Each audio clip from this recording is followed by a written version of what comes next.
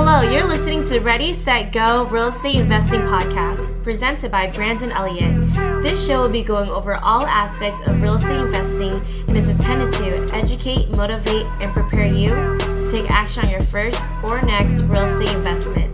For more information, please visit BrandonElliottInvestments.com. Thank you for listening and enjoy.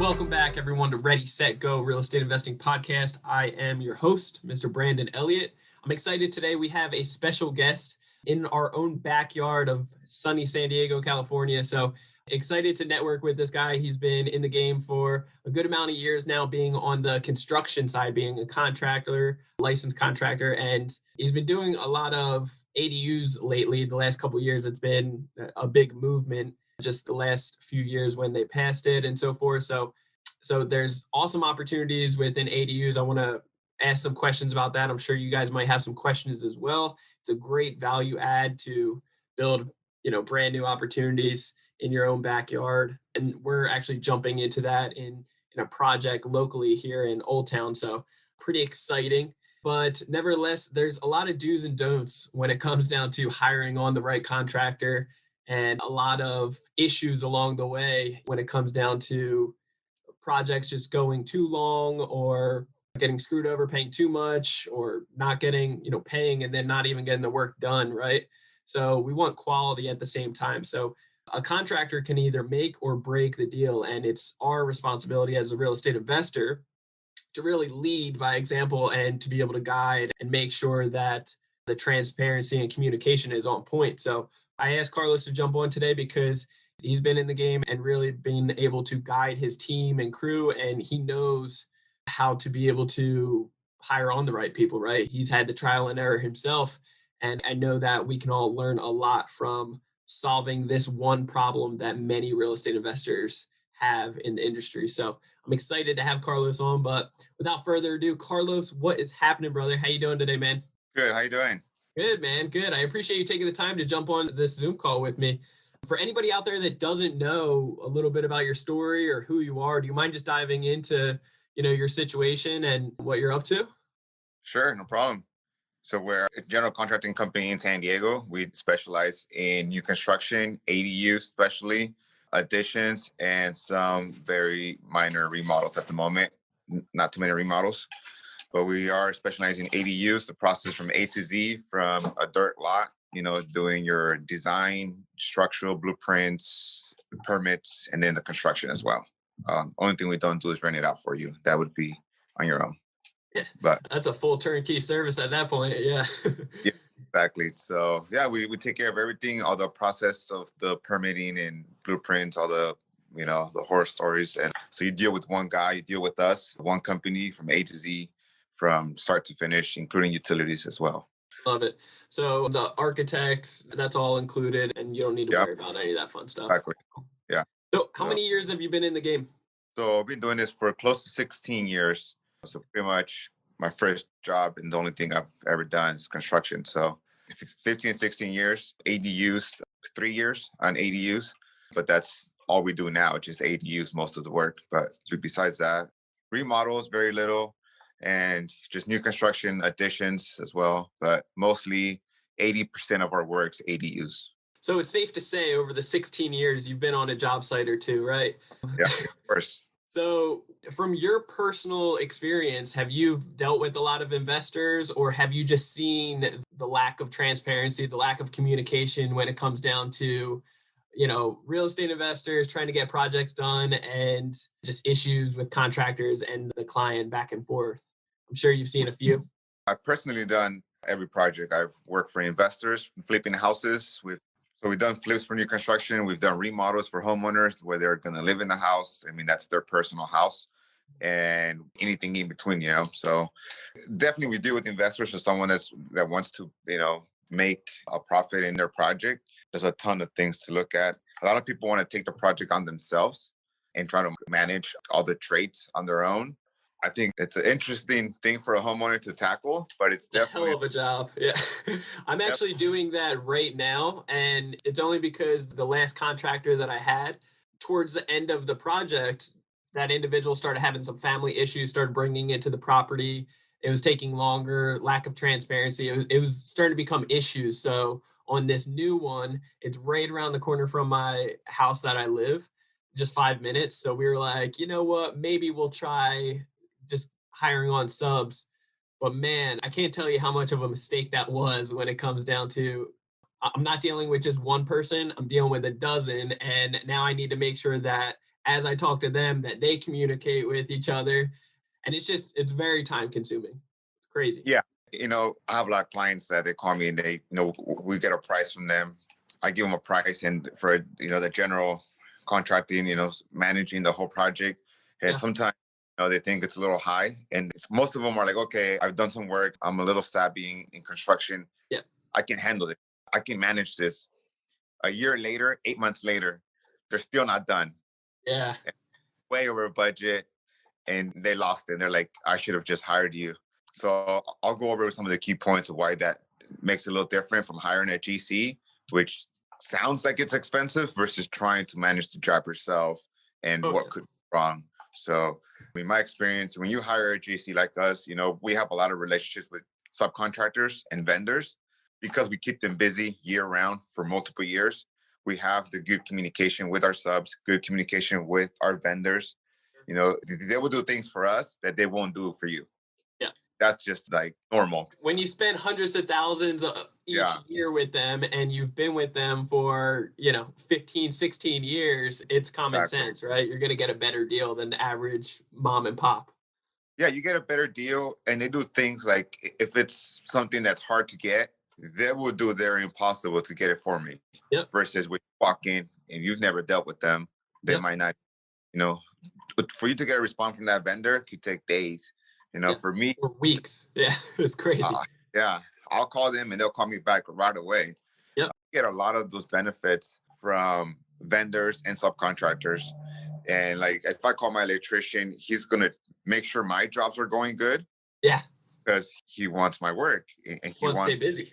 Yeah. Our electrician probably has 10 to 12 jobs a year with us. Yep. And they're full on construction jobs, like full builds, full houses. So I think I give him like 50 or 60% of his workload. Yep. So he wants to make sure he's in good terms with me. So every job we give him, he's there early, he's fast, quality is good. And those are just type of the connections that you get when you hire a GC. Like, you can't buy that. It doesn't matter how much you pay your contractor or your electrician, you just can't buy that relationship. So that's definitely a big bonus when you hire a GC, that you get all those relationships and all those vendors that we have good communication with, faster products, pricing, which a lot of people get hesitant, like, oh, I'm gonna hire a GC where I can hire the electrician myself and just forget the GC. But what about that timing, quality, and pricing? Yeah. So you have a lot of weight on your side then, right? Like you have a lot of pull power because you have the time, you have the experience, and you have the busyness, you have the jobs to keep everybody busy. So everybody wants to do well by you so that they can keep getting paid, right? Yeah. And, with all my subs, it kind of feels like they're on my payroll, but they're not. They are subbed out, but they're so busy with me. It kind of feels like, I give them checks like almost every week. Yep. So it feels like they're on my payroll, but they're not. So it's easy for me to be like, hey, you know what? If I have my drywall crew at a certain job, and be, hey, forget that job. I need you to come to my other job. Like, it's more important. The homeowner, we're in a deadline. We have certain issues. We need to get this done today. I can pull that job to this job that same day, So if you call me, you have a leak at your house and you need some drywall work or something, I can call my drywaller right now and stop what he's doing at this job and take him to your job right now. Yeah, to prioritize it. Your contract with another drywaller is going to be impossible. You can't get him there today. Yeah, or if you did, you're going to pay out the wazoo because they're taking advantage of that opportunity right there. Yeah, exactly. So, there's three things that I always tell my clients because it's the three things that they're always ask for. It's pricing, it's the quality, and it's the speed. Yeah. So those three things is what make a good contractor, right? So you get so price, you have quality, and you have speed. The rule of thumb is you'll never get all three, right? That's a funny saying out there. You only get two. Yeah. You're going to be missing the third one. Yeah. So if and it is notorious, right? It is almost every time you can bet your bottom dollar, it's very close to being on point with that. And when you get a GC, you get pretty close to getting those three. Yeah. You get pretty close to getting those three. It might not be a price from that electrician directly. Yeah. But the GC is also going to protect you because, of course, there's different types of GCs out there. I always try to benefit my client, so I protect my client at all times. So, of course, there's GCs out there that don't, but my goal is to protect my client. So that's my goal, and that's what you pay me for. I'm going to protect you from change orders, from bad craftsmanship, and from delays. That's my job as a GC. That's what you're paying me for. I'm going to make sure it's done right. I'm going to make sure it's done fast, and you get a good price. I do want to talk about the protection for a second. When it comes down to, hiring on a GC, obviously the price will be a little bit more, but everybody needs to really consider, time is money. So it depends on where you're located in the US here, where that time makes sense or not. Like our properties over in Ohio, they are less expensive as far as good numbers on the project itself, right? If I get good quality work that I never need to worry about it again in the future, and that they can get it done at a good price, then the time isn't a huge, like the holding costs aren't expensive for me. But out here in California, the holding costs are very expensive. So time is money out here. And it's like, we got to get this sucker done, right? But at the same time, you don't want to have poor quality because, then you could get sued out here like very quick and easy or whatever it may be. You just don't want to have to redo something twice. So when you're hiring on a GC, obviously you'll pay a little bit more, but you got to put into consideration, hey, this is actually going to save me so much time, which saves me so much money, which is very important. Well, let's talk about the protection for a second. What other ways should a brand new real estate investor or a homeowner, whoever, should they consider protection, what you cover, or what type of liabilities do they have when hiring on either a GC or a subcontractor? I know in the past, I've personally hired on a GC and they got hurt on the project really bad, actually. They tripped over one of their guys' like tools on the front porch, ended up falling on the stairs, messed up their back really bad, and was in the hospital for several weeks. It was crazy. But he was licensed, insured, bonded, and we were all protected.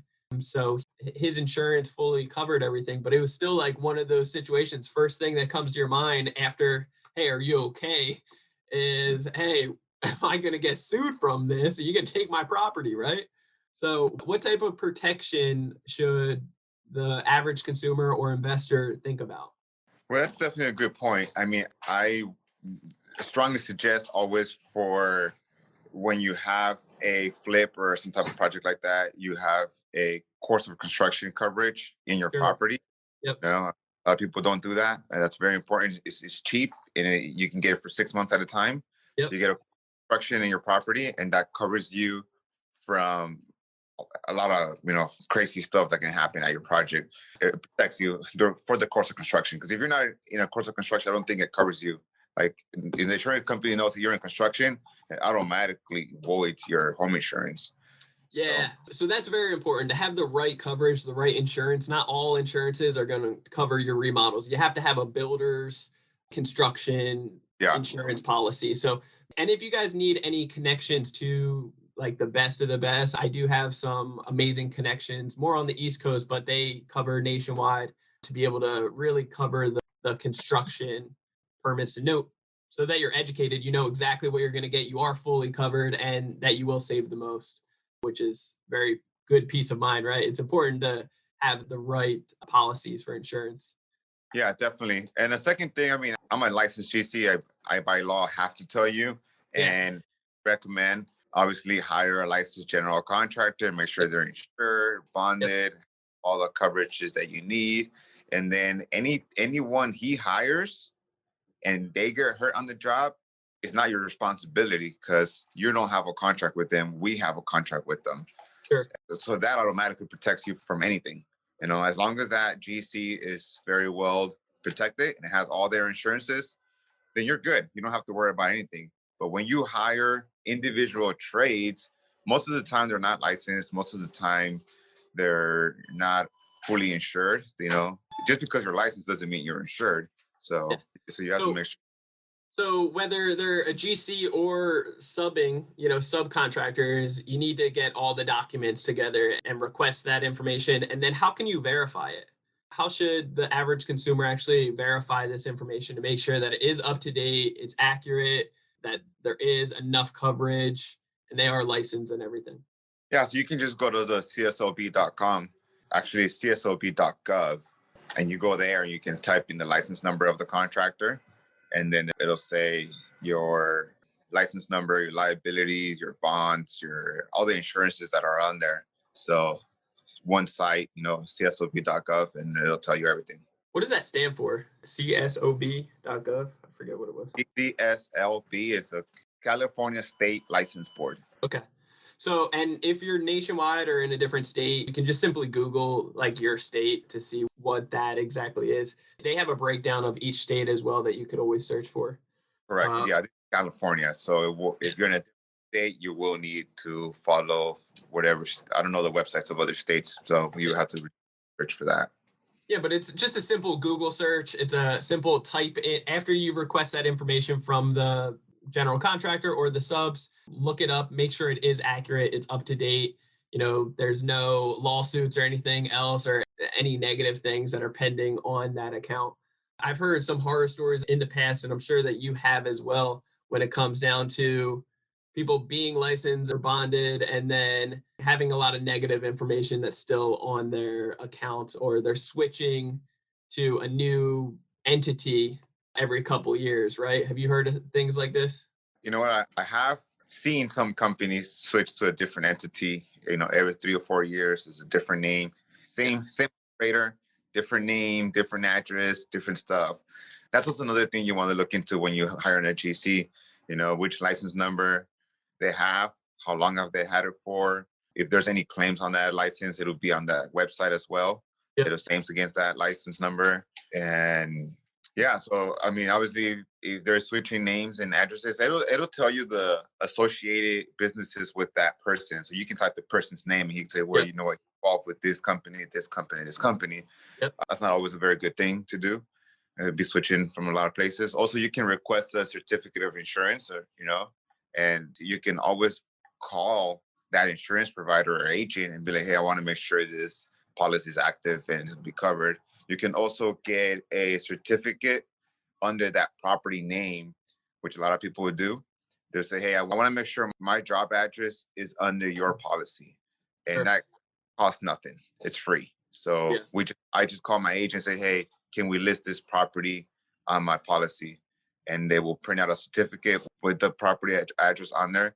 And I can just give that to them. And that will sometimes any address we're in that we have a contract with, that's another thing you have to look at. If you don't have a contract, you're technically not binding. So the insurance company can say, no, we're not covering you because we don't have a contract directly with the client. So you have to make sure you have a contract with the GC, and the GC has their bond and licenses, insurances, payment bonds, all kinds of stuff, and a contract to make that insurance binding, or else it's like if you didn't have anything. Yeah.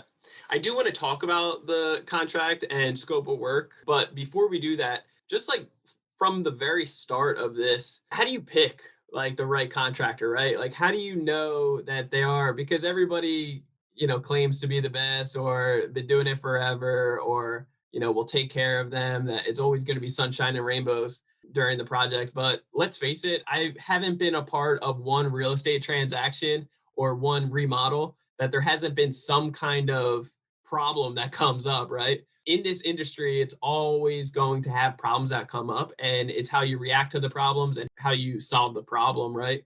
So how do you really set up yourself for success by hiring on the right contractor? Is there certain things that you would recommend a real estate investor to really look for, or to get multiple bids? Definitely.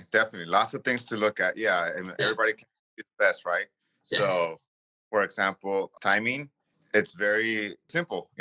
They show up on time, they're late, they're not late, and their communication skills. So for me, it's very good to be in good communication skills. It's kind of going to an interview, right? So when you hire the contractor and they're going to meet you at your house at 9, if it's 8:45 and they're going to be late, they know I'm going to be late. So if it's 8:45 and I know I'm not going to be there at 9, I will text you or call you, say, hey, I'm running 10 minutes behind. I'll be there at 9:10 or, But if they're there at 9 and you didn't get a call or a message, it's 9:05 and they're already late, that already gives you, he's not very well organized. He's probably under a lot of pressure. He's got too many jobs. So he's not very well organized and he's losing control. That's the first sign. Even when, bad things happen or problems happen during the day, whatever, sometimes we can be late. They didn't let you know ahead of time, right? You know what? A simple text takes like 3 seconds. Exactly. If you know that you're not going to be there early or on time, then it's a no-brainer to send that text. You don't have 3 or 4 seconds for a new client. Yeah. The problems. Yep. That is a problem. So that's the first thing I do when I'm hiring new people or we're hiring, timing and communication. If they're not on time, that's fine. But did they communicate? No. Okay. Major red flag. Yeah. I don't have a problem with you being late if you're communicating. That's fine. Yeah, problems happen, right? But how we react to them or how we try to solve those problems, if they just wing it and show up late, that's not cool. Yeah. So that's the big thing first. Now, taking a further step is what type of contractor you're going to hire. I'm a big believer that if you're hiring a contractor for a kitchen remodel, that you stick with a contractor that remodels kitchens and bathrooms. And that's all they do, remodeling. And that their major focus is remodeling. Don't get a contractor that specializes in new builds for a kitchen remodel. Same thing the other way around. Don't hire a kitchen and bathroom remodel company to do a new ADU. We have transitioned our company. We started doing remodels to general home stuff, to kitchen and remodels, to home remodels, to additions, to new construction, to ADUs only. So we've never done everything at the same time. We specifically only specialize in certain phases and certain types of construction, so we stick with remodel. We did like remodels for 4 years, 5 years, but we just did remodels. I didn't stick to additions or new construction. We, slowly grew into new construction, and that's all we do now. The type of people, the type of equipment, the type of connections that we have with our special vendors and special contractors for that type of work is completely different when we do remodels to new construction. Way different. For example, when we do remodels, we very rarely speak with SDG&E, water department, the telephone people, engineers for source report, structural changes. Remodels, you don't deal with that. Very rarely, very little. So my communication with that type of people is very little. Now, when we do, so let's say if I'm a remodeler and I don't have communication with SDG&E or soils report, soils tech, setbacks, surveyors, all that stuff. Yeah. If model company, I don't talk to that people. And if I take a new construction job, I'm going to struggle so much to find the right guys, to find the right people. I don't have the connections. It's going to be bad. It's not going to be good. So I don't like companies that do, window replacements and also build ADUs. Yeah. It's a red flag. It brings up such a good point. I've met contractors that they really want the job very bad or whatever it may be, and they'll just act like they're the jack of all trades and that they can do everything. Many of which could, but they're not going to be the best of the best at it. There's going to be more issues and it's going to take longer. A lot of people could do stucco, right? Outside work. But you want to hire on a stucco guy that does it every single day of his life and has been doing it for 15 years to be able to get it done quick, no problems whatsoever, and efficient, right? I'm getting to that. Next. That's my list. But so definitely, if you're looking for a kitchen remodel, stick with some remodels. If they do ADUs and second floor additions, even the guys that we have in-house is completely different, Sure. Stick with new construction and additions. Yes, we can do remodels, no problem. Not a problem. But it's a little bit more harder for me. Like I take on maybe 1 or 2 remodels at a time right now. Yeah. And we 5 or 6 new construction, maybe 1 addition. We just, it's different than having a remodeling company that does 5 or 6 remodels in one. completely different. For a remodeling company, sometimes they have a lot of spare parts in their shop, a lot of material hanging around Yeah. that could benefit for a remodel. In new construction, we don't store any material, Yeah. Yeah. Done, there's leftover drywall, it's trash. Get it Yeah. out of Yeah. Keep it here. moving. Yes. So definitely I like to stick with the contractor that specializes in that trade. If you're looking Yep. for that kitchen remodeler, ADU company, completely different. They shouldn't be together. I always advise my clients to get 3 bids from 3 different contractors within that space, so you can get a kind of average price of your project. Always 3 bids. So with the 3 bids, I've made this mistake a lot, and I try to caution a lot of people with this. Make sure you walk the property first and you have exactly the scope of work that you're looking to get done. Because I've walked properties with contractors, 3 or 4 of them, and they start pointing out certain things that I didn't even think about. And then we're adding certain things to the bid that was different from the first one, right? So Yeah. make sure that all of your bids that you're getting are going to be apples to apples. Apples, yes. Otherwise, yeah, you're going to get 3, 4 different bids back, all completely different numbers. And it's hard to judge and figure out which one's going to be which, Yeah, and always get a written bid. Wait for that bid to come back, and it has the scope of work. Make sure it has, okay, we'll get into that later in the contracts, but yeah, so get 3 bids that are apples to apples. Yep. Make sure the scope of work is correct. We sell a lot of jobs a year, but I'm not that pushy contractor. I'm not going to convince you to hire me. Yeah. Everybody does it differently. Sure. I'm not a salesperson. I can be. I know sales tactics to get the job, but I don't like to be that pushy contractor. Like, I'm not going to try to convince you why you should hire me. Yeah. If you don't see it, it's not a good fit right from the start, right? Yeah. There's a lot of research you can do. We have the world in our hands now with the cell phones and laptops and internet. You can literally research that company and see if they're on Yelp, if they're on Google, if they have pictures online, reviews everywhere, Facebook, Instagram, all that Sure. stuff. Super easy. If they have all that stuff in there and you can see their work, people commenting on their stuff. Yelp reviews are always super helpful. That gives you a lot of data where you can kind of guide yourself to hiring the right contractor. Yeah, that's your due diligence, right? It's so needed, Yeah, it's very important. Also calling past clients to see how your experience was. 1 or 2 clients. That's always a good. We spend $0 in advertising, so we don't advertise. So we don't pay for leads, pretty much. So yeah, all of our clients is word of mouth. So Every good. single one. So I mean, not that you should look into if that company is paying for ads or not, but if you find that contractor naturally from someone that recommended to you, it is better than pop up on a Google ad or on Yelp or something like that. Someone recommending you a contractor is better than finding one on a pop-up ad for sure. So that's actually my number 1 recommendation. When I actually switched over, instead of just searching for contractors myself, and I only went off of referrals, that was when I stopped getting screwed over. That was like when it wasn't just a cold relationship just starting to be built. They didn't feel like there's no hard feelings after they screw me over, take the money and run off, right? Or didn't do the work properly. When it's a referral, and I call them and I say, hey, John or Mike or whoever, Joe ended up sending me over, said you were the guy to speak with in regards to this project. Can you help me out? Then whether, how good that relationship is with that person that referred is very important. Of course, definitely. Yeah, so as long as they don't want to screw over that person or mess up that relationship, they're going to do well by you.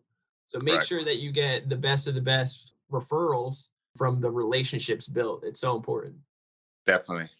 Carlos, I did want to ask, as far as bids go, how long would you say is like a general rule of thumb of how long like a consumer should wait before they get a bid?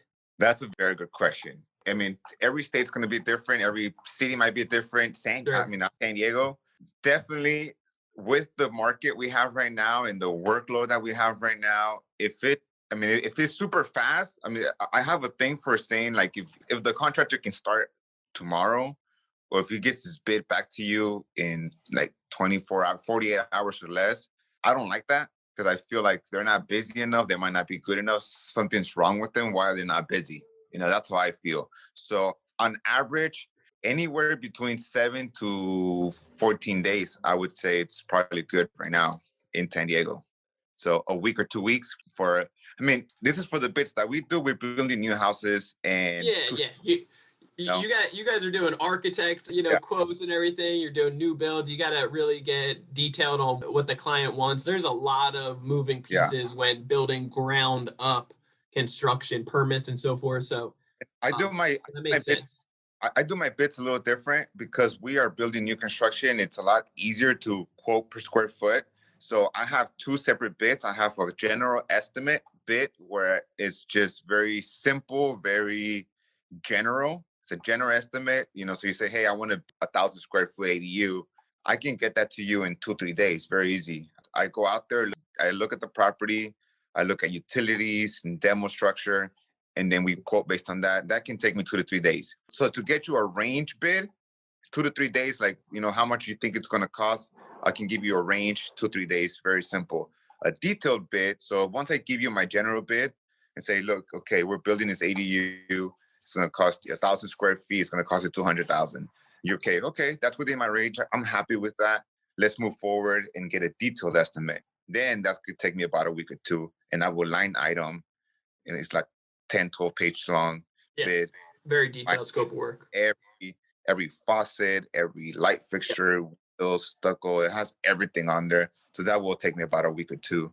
And it's very detailed. It has progress payments, dates, architect. It has everything in there. So that could take about a week or two. But I wouldn't be so harsh on contractors that are taking a little bit longer than usual for bids, as long as they're communicating. That's the thing. I would definitely recommend make sure there's communication. You do not want to be in one of those situations where you are waiting on the bid and then you keep waiting around and then they never even get back to you, because I've had that happen dozens of times as well. It's very notorious. So it's crazy to me to think about how many contractors out there waste their time going out to a project, looking at everything, saying, oh yeah, very interested, and then never even give you a bid. It happens more times than not, unfortunately. And maybe it comes down to time management, I believe. Maybe they did want the job, but maybe they're too busy. Somehow they got away for that hour to come view the property with you, but then lost of communication, out of sight, out of mind, whatever it may be. But make sure that there's communication that they are going to be working on it. They are going to get it back to you. Yeah. Any thoughts on that? And they're not getting it, I'll be honest with you. It doesn't matter how good that contractor is. If it doesn't give you a bid in a timely manner, don't try to hire that contractor. Yeah, it's going to be issues. No matter how great the price is, how many referrals, whatever it may be, there's going to be issues behind that if the time management's off. I kind of go through like an interview process with my clients. We have to make sure it's good for both of us, that I like you and that you like me. Yep. You don't have that connection, it's going to be very hard to have a good, successful job. So you want to make sure that you like the contractor and he likes you. If he likes you, he's going to get to you quickly. He's going to make sure you're there faster. If he says, I'll have you bid in 7 days, and it's day 7, there was no communication that the bid is late. It doesn't tell you, I know what's happening. I'll be guilty of that as well. I'll tell you why that happens. Is because we're just so busy with bigger jobs. That job it's not so attractive to us. Yeah. It's the sad truth, but there is other contractors that are more qualified for that job than us. So don't take it like, oh, it was very responsible. We're so busy with big jobs that it's not that we don't care, it's that it wasn't so attractive. It wasn't a good fit for us. There's got to be somebody that's prioritizing, where to spend the time. And there's fires that come up each and every day on certain projects that need to get handled and taken care of. So you got to prioritize. It makes sense. It's a good fit, and it's hard. It's like breaking up with somebody. You call them, you know what? I'm sorry, I can't do your job. But why not? Like, we're just so busy and we have big jobs that are in our, it kind of makes them feel bad. And it's not very easy to communicate that to a client. So most contractors, what they do is just don't call you. They don't answer. Yeah. And it's very notorious. It just doesn't mean that they didn't like you. It doesn't mean that, that they think they're better than you. It's just, it wasn't a good fit. Yep. It just, that contractor, that job for that contractor is not a good fit for him. He's maybe not interested, whatever it is. It's just not a good fit between you two, and it's not going to work out. Yeah, so don't force it. I think that's a rule of thumb here. Yeah. Don't force it, no matter how bad you need it done or whatever that referral is. I've tried forcing it in the past, and I realize it never ends up working out well. So don't force it. That's a Yeah. good. You That's didn't a get back good to tip. just because you're going to call him and email him and text him and visit his office, and you think you can get this guy to do your job, that you're already in a bad step. You're in a bad step. It's so true. Yeah. So, Carlos, when it comes down to your first initial, just fast bid, rough quote of what you believe, the ADU, a new ground up construction will cost, you said within 3 days. Are you also giving roughly time frame wise of what to anticipate? Correct. I do that in my first meeting. So I will tell Okay. you our planning. So it's first our design process. We have to make sure we design something you like. That I'll tell you exactly what our time frame is for design. I would tell you what the CD process time is for permits, and Yep. then I would tell you the construction time for completing the project. Sure. Okay. I love it. And then as far as the bid goes, when it gets more detailed, do you ever do just labor versus materials or like rough materials you guys include, but then finish materials clients can cover? Yeah, that's very common in remodel world. In the new construction, most clients just you do everything. Yeah. We do give options on the finishes, faucets, doorknobs, maybe certain type of plugs, Sure. countertop, that type of finish. Yes, we can take it out of the contract, and then the homeowner can purchase it at their own cost, and we just doing the installation. So Yep. we do that option. But in remodels, when I was doing remodels, I know a lot of clients want to buy all the material, and then the contractor just does the labor. That's a pretty good way to do things a little bit cheaper, for sure. Sure. Sometimes a client buys the stuff, sometimes a contractor buys the stuff. I personally don't like it. I want to be able to control So who's so paying. there's pros to it and cons, right? Like because if a lot of times I'm sure you can experience this, the owner, right, won't have the materials ready for the Yeah, contract. And then yeah. there's issues, Or right? or if the contractor is, driving to the place and put in the order for the homeowner to pay, and then the homeowner is busy, it doesn't get Yeah. paid.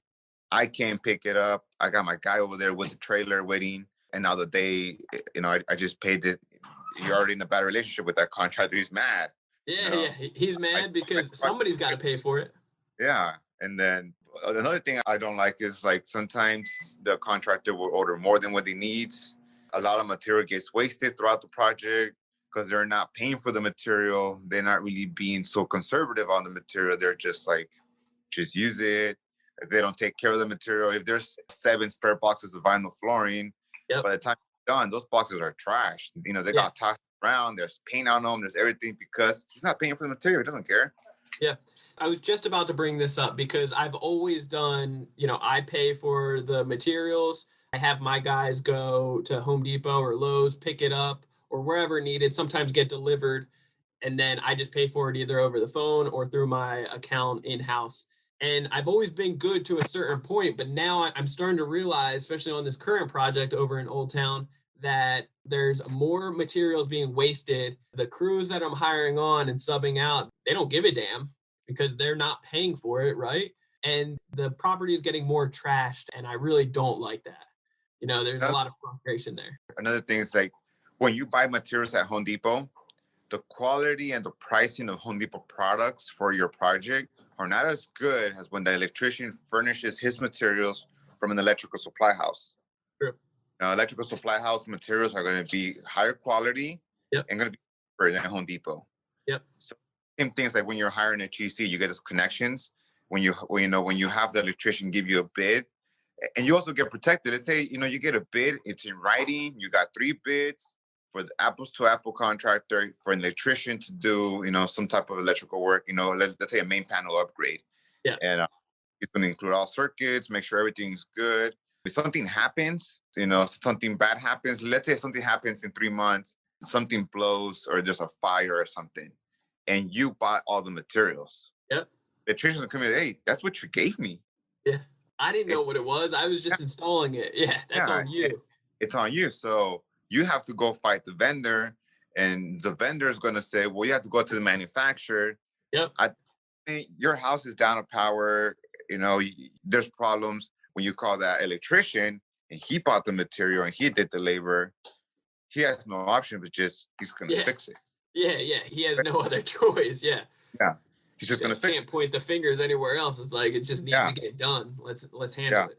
And let's say what happens a lot with that is that, so you buy the material and then the contractor that's doing the work says, well, it wasn't enough. I need more. Yeah. So sometimes they say, okay, I'm going to need 10 sheets of drywall to do this kitchen. And then you're doing the kitchen, like, well, that's a very small example, but let's say you're doing flooring. Let's say you're doing flooring. I have a good example for flooring. Flooring is very weird. So you get flooring and it's 1,000 square foot house and you order 1,200 square feet. Just happened to me recently. Yeah. And you didn't need 1,200, now you 1,300, Yep. So you're at 100 feet. You go back to the store and you want those 100 feet. Well, guess what? That floor, it's out of stock. Yeah. Or even worse, the manufacturer doesn't make it anymore. Yeah. Now what? Yeah. And those are problems that you're going to have to tackle if you bought the material. Now, what do you want to do?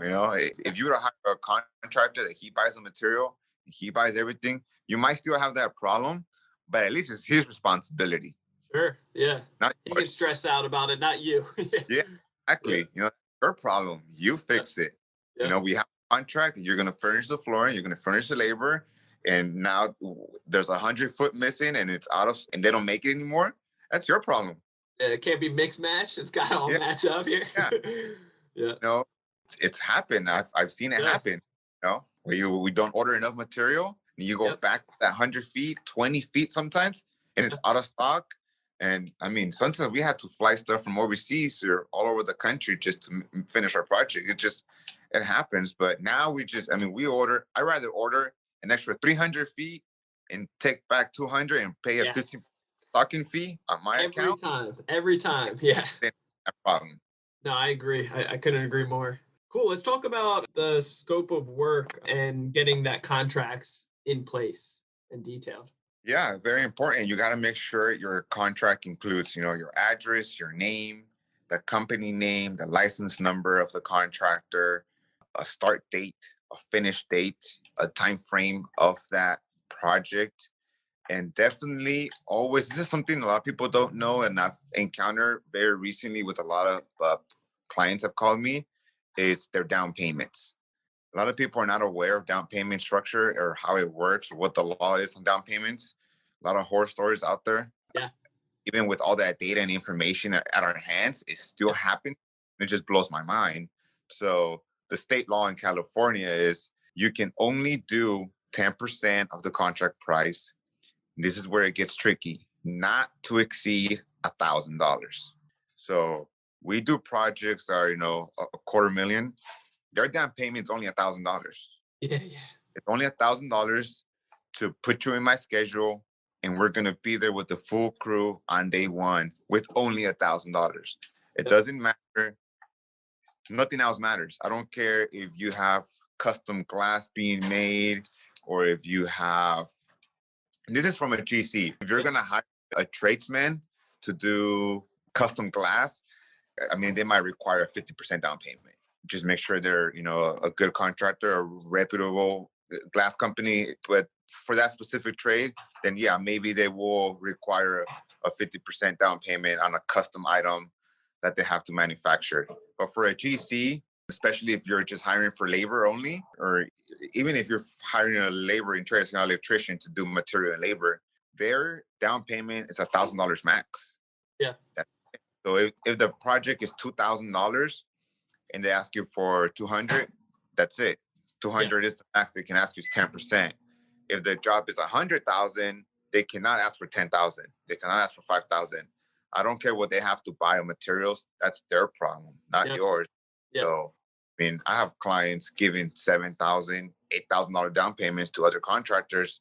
That just blows my mind because there's nothing you can do to be protected.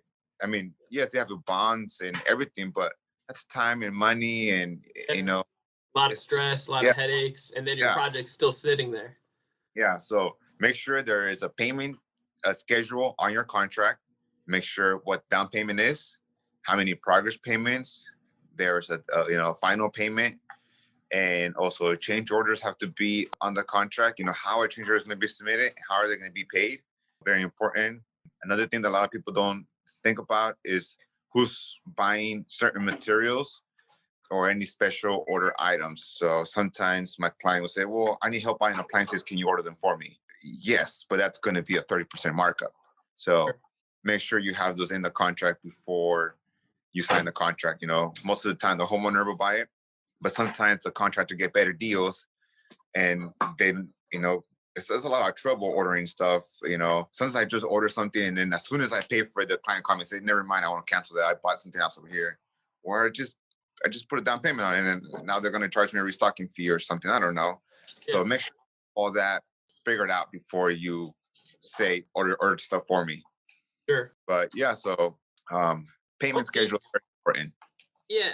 So when it comes down to the payment schedule, like what do you typically do, or what would you recommend for a lot of people out there? And when also, just to give a statement on before you answer that, how I stopped also getting screwed over by contractors just that are running away with the money is paying with credit card.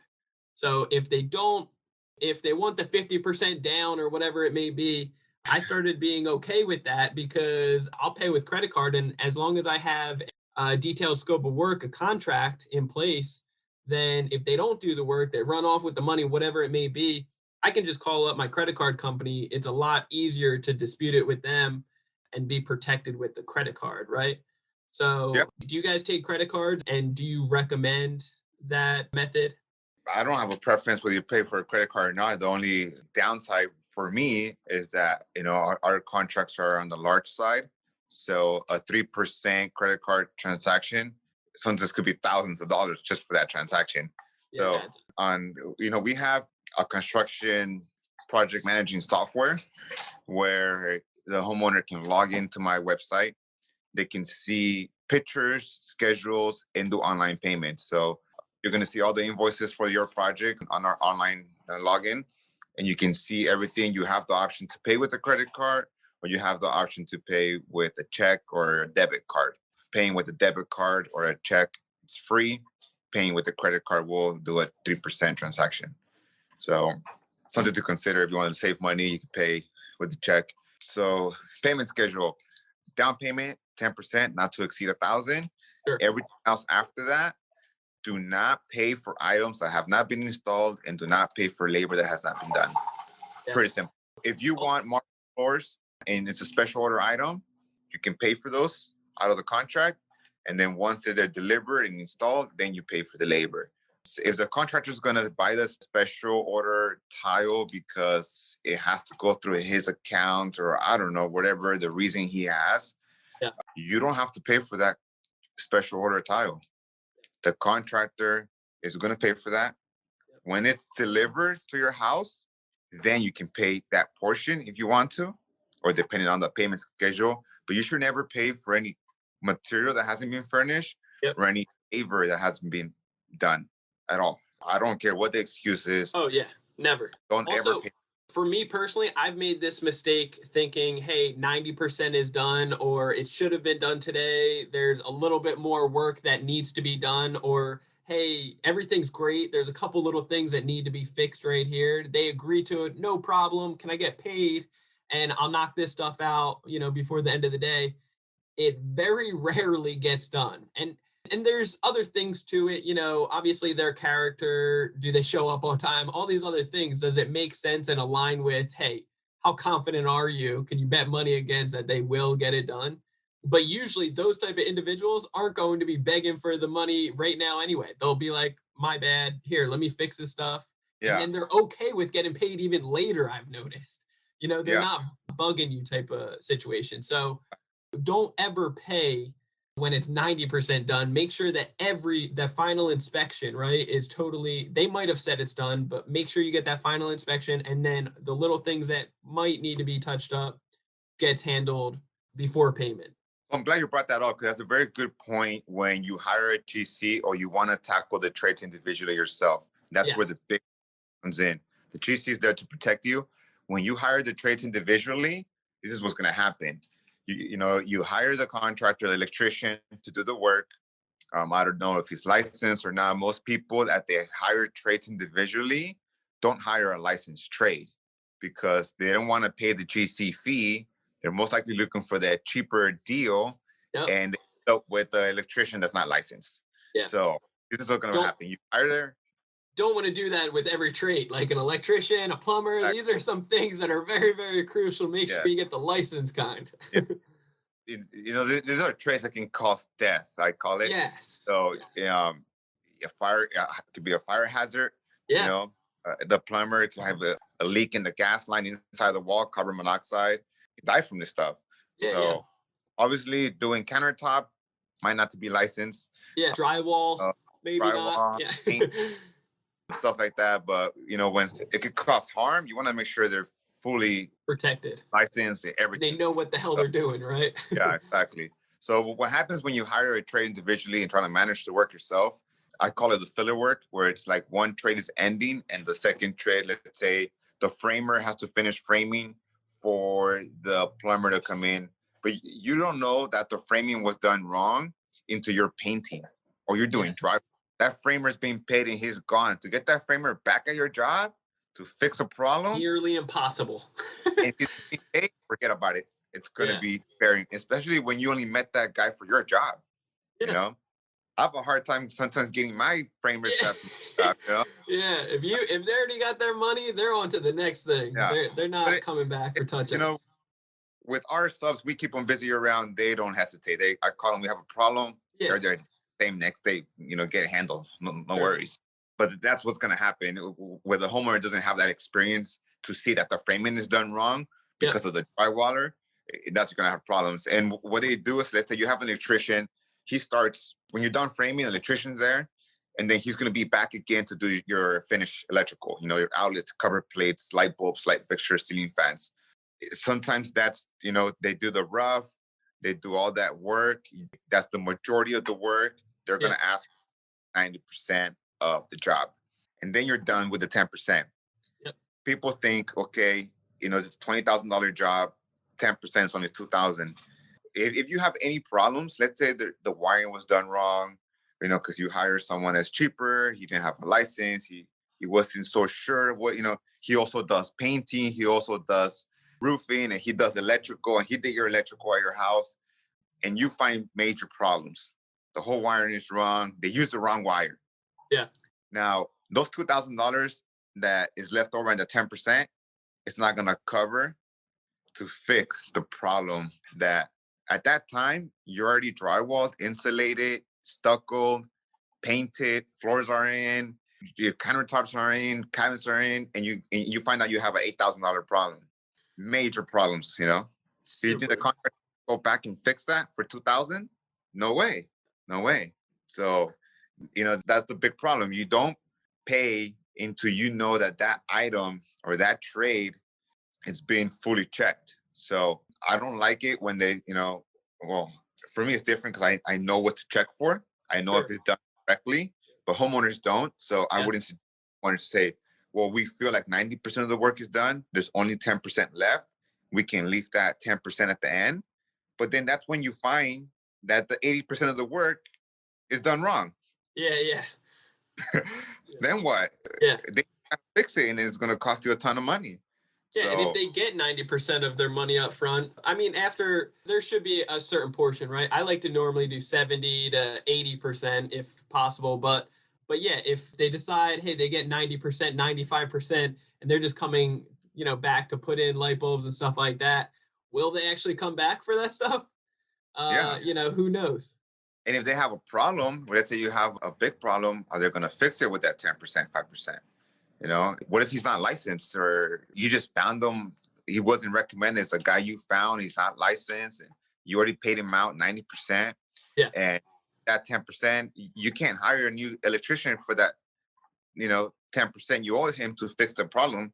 Yeah. It's hard. And what happens is that you have that same problem with the flooring with the roofer, with the framer. I know I got a call from a friend a couple of weeks ago. We gave him a bid. He thought it was too high, so he hired the trades individually. And he's like, I got all the trades 90% paid, and no one wants to come back to finish. And it's like the painter thought that the drywaller was going to sand the walls. The drywaller said, I didn't charge you to sand the walls. The painter's going to sand the walls. Yep. And that's where the miscommunication and making sure, if you are going to hire out, if you're going to take that huge role, and I don't recommend it anymore. Honest to God, I really don't. I'm doing it right now. I do not recommend it, especially if you're just starting out. Do not do it. It's going to be a huge learning curve and a hell of a pain in the ass. You will spend more money. It will take longer, almost guaranteed, right? Make sure that you know exactly who's doing what is getting covered by who. And the awesome part about hiring on a GC is that they have the connections, the relationships that like to follow each other. Like the mud guy, the taping and mud guy likes to follow this drywaller because they get it done properly. Yes. And those things are crucial, because if you're going to hire it out yourself, make sure at least you ask that sub who they like to follow, or, who's the best behind them. That's another interesting point, as, all of my subs communicate with each other. Yeah. Our framer, our drywaller, our painter, our tile guy, flooring guy, they all communicate. So my framer already knows that my drywaller likes the backing in certain areas this way, that he likes the doors to have frame on this way. So everybody has their own pet peeves of how they like to work, right? So, and they work that way for that long. It makes sense. They can flow better, right? Yeah. The drywaller pricing, he's like, oh, everything's already prepped the way I want it. It's going to be cheaper and faster. It just flows so much easier versus having your drywaller come in and he looks at the framings and be like, oh man, this framing sucks. Like, I'm going to have to charge you more to fix this stuff. Yep. You'll be like, well, just let me call my framer and come fix it. That framer's not going back to fix it. It's going to be hard to get that framer out there. Plus, they get more stressed out. You don't want to stress out your guys. When they're coming over to give a bid or jumping into work, you want to make it, even if it's a big project, you want to make it stress-free and, just easy peasy type of layout.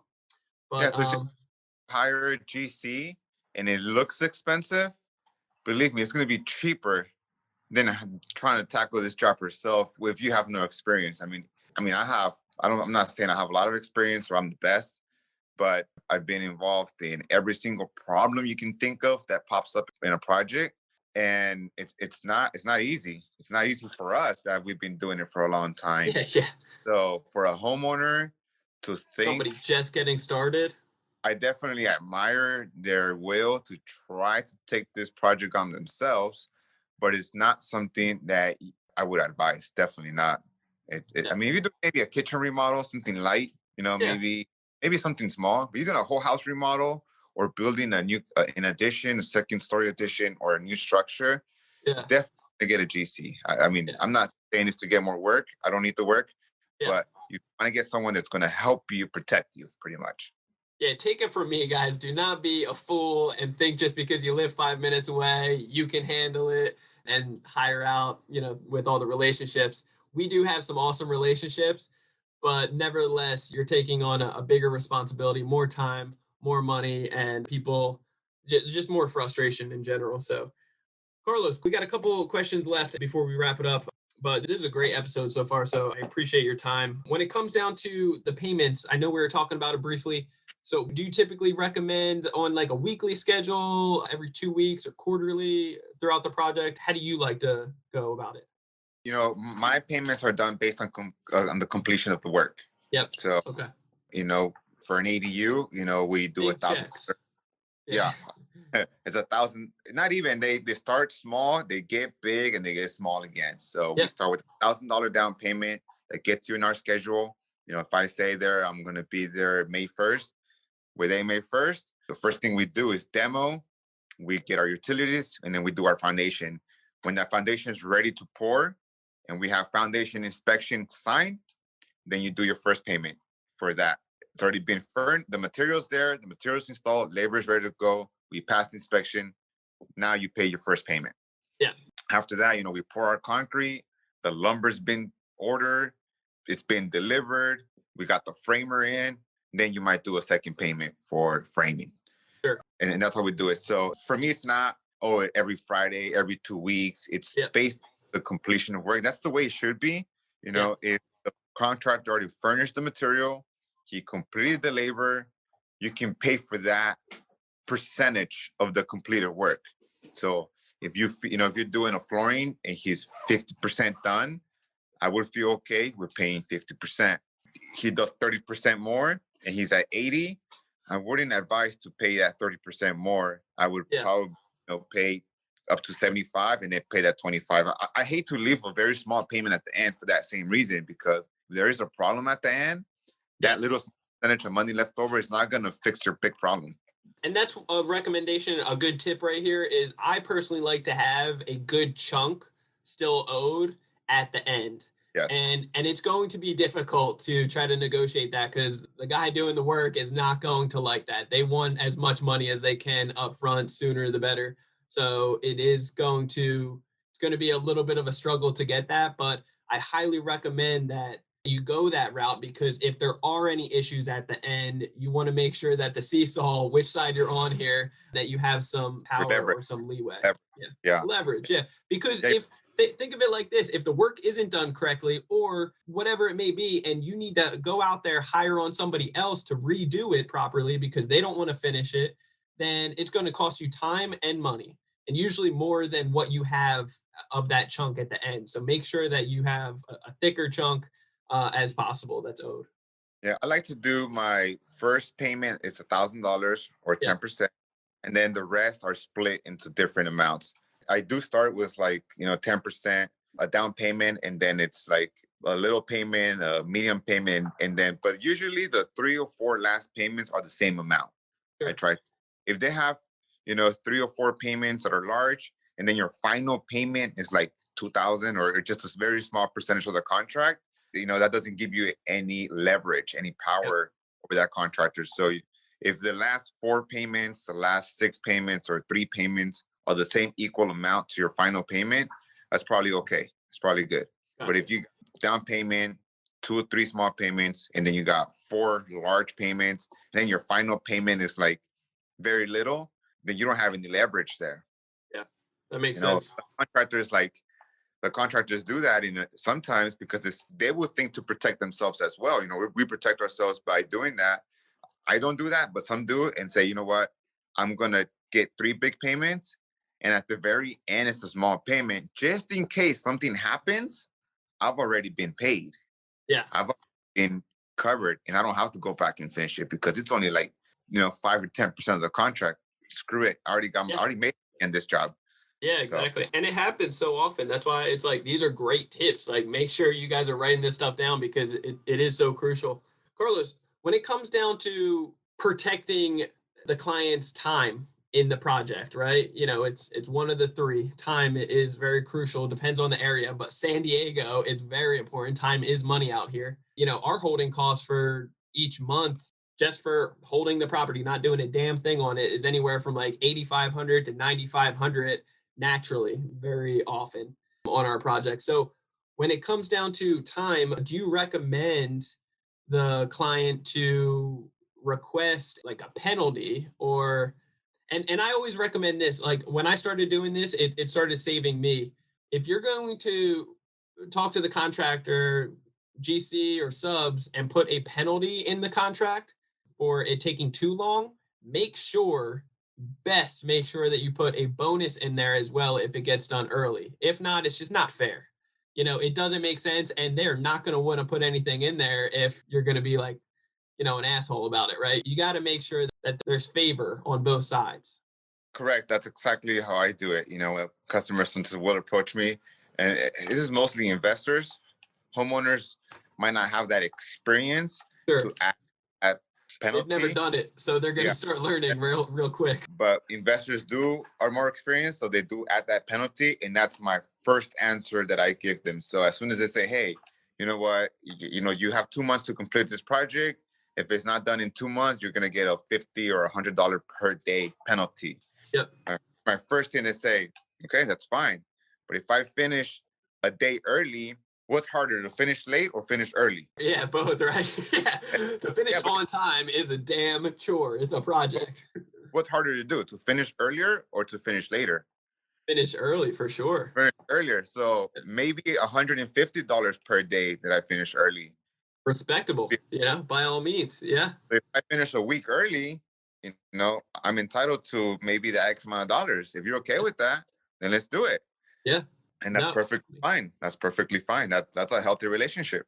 It is, yeah, and it should be that way. And it's good accountability, that you guys can put in there. But if, like I said, if you're going to put in the penalties, and I prefer to, I think it is a smarter move. Otherwise, the time frame could get well out of hand. And when I haven't, I've seen it just drag out. And then it's like, well, what are you going to do at that point? Then you're just begging people to show up to get the job done, right? So that's not good. You're probably begging for that bid as well sometimes. Yep. And that's true. These are amazing. I mean, we could go on and on all day here, I feel like, but I'm just super thankful for you, Carlos. It's been almost an hour and a half here. So we are going to cut it for, the time's sake for the listeners. But I know you guys all found a ton of value in this. Make sure you reach out to Carlos and just show him some love, connect with him. If you guys are local here in sunny San Diego, California, make sure you connect with him and see if it's a good fit to work together. By all means, just tons of value from this guy. So Carlos, how can people get a hold of you? Very easy. Social media, everything. You can always call me at my direct number, which is 619-219-1522. That's my cell phone number. I reply to every text and phone call as much as I can. I do get a lot sometimes, and I do forget, but I try to get back to everyone. You can also email me at carlos@hmsandiego.com. But yeah, I mean, I'm everywhere. I'm on Facebook. I'm on Instagram. We're on website. We have our website, hmsandiego.com, and you can always message in any platform. Yeah, and guys, check out his Facebook page. It has a bunch of just awesome content on the active live projects.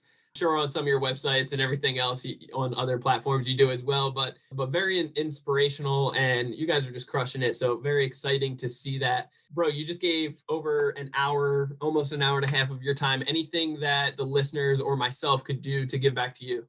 Not much. I mean, I'm not asking for anything. Just if you guys have questions or anything about any project, I'm always happy to help you, even if you're not going to hire me. So love it. Appreciate you, man. Well, nothing but love, bro. Keep doing your thing, and definitely want to connect more with you. You got we live in the backyard here, so it's a no-brainer. And I'm just super grateful that you're able to give back so much knowledge to the listeners. I know this was an amazing episode, and we're probably going to have saved like thousands of people out there from making those, common mistakes that silly real estate investors like myself have made in the past. So I appreciate you, brother. All right, no worries. Thank you for the opportunity to be on the show. Till next time, guys, we'll see you next week. Make sure you hit that subscribe button and leave a review under Ready, Set, Go Real Estate Investing Podcast, and we will see you next Monday. God bless. This has been another episode of Ready, Set, Go Real Estate Investing Podcast, brought to you by Brandon Elliott. For more information, please visit BrandonElliottInvestments.com. Also, please don't forget to like, share, and leave a comment below. Thanks again for joining. Until next time, God bless.